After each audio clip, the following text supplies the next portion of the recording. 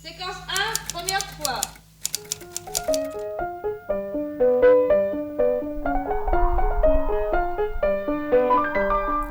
André Martin naît d'un père violoniste, Henri Martin, et de Suzanne Balton, mère au foyer.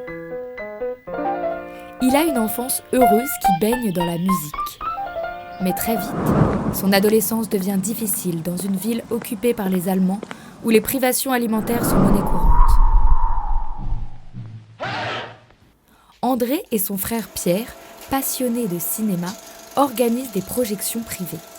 À la Libération, André Martin fréquente les beaux-arts et les ciné-clubs. Il écrit ses premiers articles sur le cinéma ainsi que des articles humoristiques. Avec Michel Bauchet, il conçoit des publicités. En 1948, André Martin rencontre Geneviève Delaveissière de Lavergne, étudiante en musique au Conservatoire de Bordeaux. Elle part pour Paris afin de poursuivre ses études et André la rejoindra plus tard.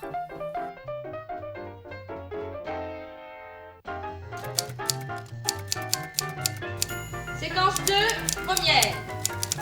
1, 2. En 1950, André Martin monte à Paris avec son ami Michel Bauchet. Leur déménagement leur permet de fréquenter assidûment les ciné-clubs, le Palais Avron, le Champeau ou bien le Cyrano à Versailles. C'est là-bas qu'ils rencontrent Pierre Barbin et y organisent les premières journées du cinéma. Lors des projections, André Martin et Michel Bauchet font le spectacle pour expliquer et transmettre leur passion du cinéma et de l'animation. Un projecteur était également logé dans une camionnette Citroën et traversait la ville durant les journées du cinéma dont Carcassonne, Tours, Annecy et Cannes. Ces journées montrent la diversité du cinéma. Ça consistait à organiser dans des villes de France une grande fête où brusquement tous les cinémas possibles débarquaient, y compris la version originale, ce qui n'était pas fréquent dans les villes qui à l'époque s'appelaient de province. On y projette aussi bien Alexandre Nevsky d'Eisenstein que les films de Norman McLaren.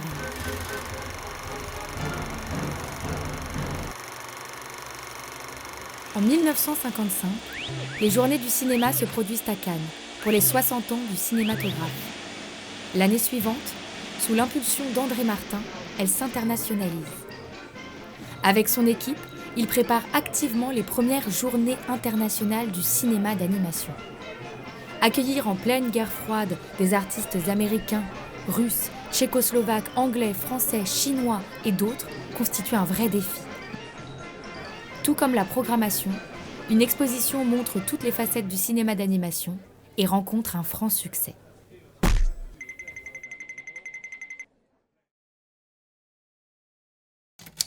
Séquence 3, première fois.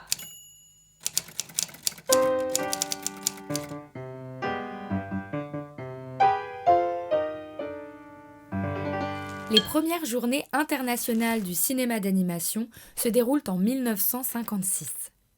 Alors que les rencontres entre réalisateurs étaient auparavant accidentelles, cet événement permet la création de relations permanentes à échelle mondiale.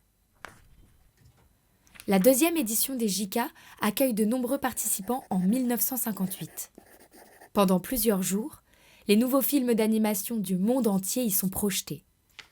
Cependant, le fait d'organiser les JICA dans le prestigieux Festival de Cannes les empêche de rayonner pleinement. Vient alors l'idée de les déplacer dans une autre ville.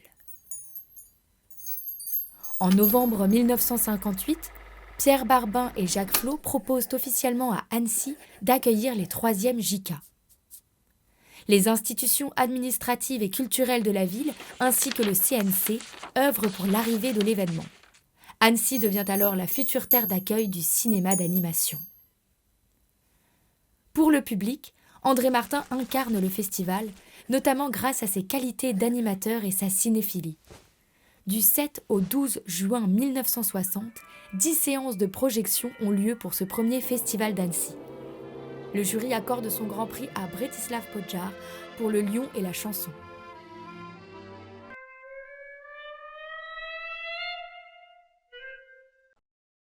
Depuis, le festival s'est considérablement développé pour devenir le plus grand festival d'animation du monde. on est obligé de constater qu'il y a quelque chose qui est en train de s'inventer dans les techniques très peu connues de l'animation, justement de cette perspective de création totale. Et Annecy est un rendez-vous très important de personnalités qui se rencontrent, qui échangent des informations, qui échangent des idées et qui sont en train de faire une sorte d'imagerie qui va certainement devenir quelque chose d'important.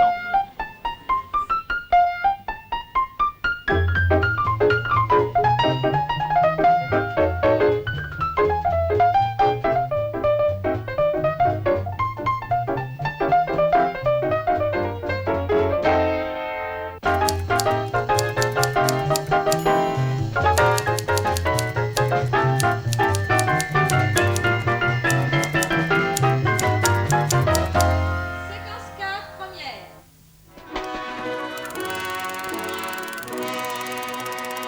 En 1961, le film d'André Martin et son ami Michel Bauchet est sélectionné au Festival international de Montréal. Ils nouent là-bas de solides amitiés. C'est le début d'un effervescent va-et-vient entre la France et le Canada. Ils découvrent la culture nord-américaine et ses programmes télévisuels bien plus développés que ceux de l'unique chaîne française.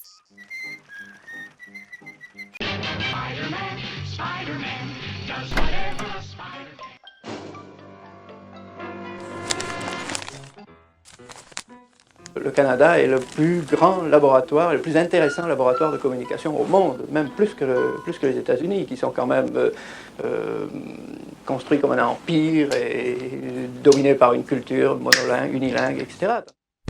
Lors de l'exposition universelle de Montréal, il présente une chronologie complexe du dessin animé américain. André Martin poursuit son travail de recherche sur les médias et les télécommunications qui le mène à cette conclusion. Tous nos moyens de communication sont des prisons sans murs dont nous devons trouver les clés.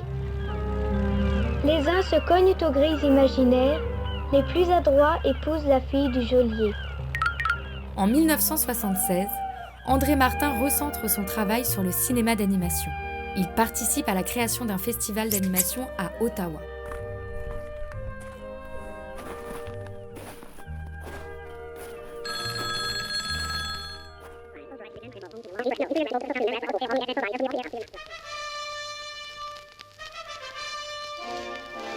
Décidé à importer en France ses découvertes, il crée un forum dédié aux nouvelles images au sein du Festival de télévision de Monte-Carlo. Ce festival rassemble les œuvres des hommes et des femmes cinéastes et scientifiques, parmi lesquels Nadia Magnona-Thalmann, Liliane Schwartz ou encore Nikolai Konstantinov. André Martin collabore ensuite avec l'INA et Sogitech pour créer le premier film narratif et poétique entièrement en images 3D et son synthétique français.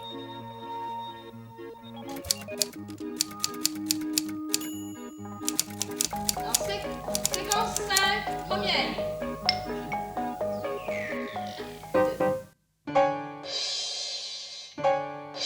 André Martin est connu pour son travail de critique, mais connaissez-vous ses réalisations ?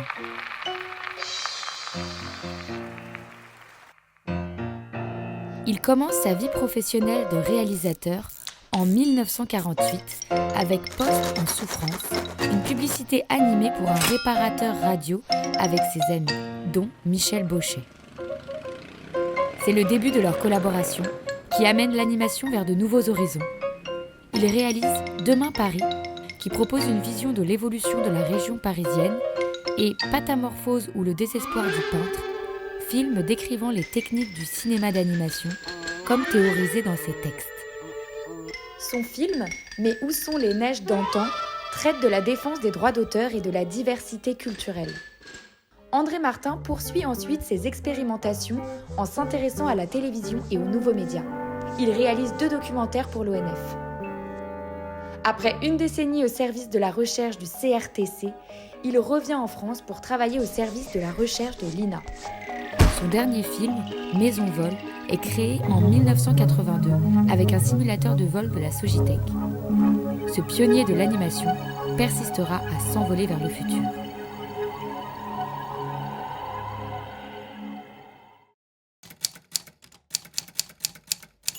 Séquence 6, première. En 1952, le dessin animé devient film grâce à un article essentiel. Pour la première fois, apparaissent les mots « film d'animation ». Grâce à André Martin, le dessin animé n'est plus seulement une technique, mais du cinéma. À partir de 1953, André Martin écrit principalement dans les cahiers du cinéma, avec une série sur les Marx Brothers, et il se concentre également sur Norman McLaren et sur l'animation. Au décès d'André Bazin en novembre 1958, les cahiers s'orientent encore plus vers la nouvelle vague et certains jeunes critiques sont hostiles envers l'animation. André Martin cessera d'y publier en 1960. Après les cahiers, les articles écrits par André Martin sur le cinéma d'animation prolifèrent. Dans les années 70, il republie à l'occasion du Festival d'Ottawa et du centenaire de l'animation à Annecy. Dès les années 80, il se consacre aux nouvelles images en explorant de nouvelles formes audiovisuelles, aussi bien au niveau historique qu'au niveau contemporain, grâce à l'émergence du numérique. L'ère des nouvelles images commence. Générique, première fois. Je crois que le léger malaise que je pouvais ressentir au Cahier du cinéma est que j'étais l'un des seuls cinéastes d'animation, un des seuls cinéastes de synthèse, à côté de cinéastes de prise de vue réelle, de cinéma, d'un art d'enregistrement. Alors, c'est tout un cinéma du contrôle total et de la possibilité de condensation et d'ordination opérationnelle, c'est-à-dire un cinéma dont le projet est différent.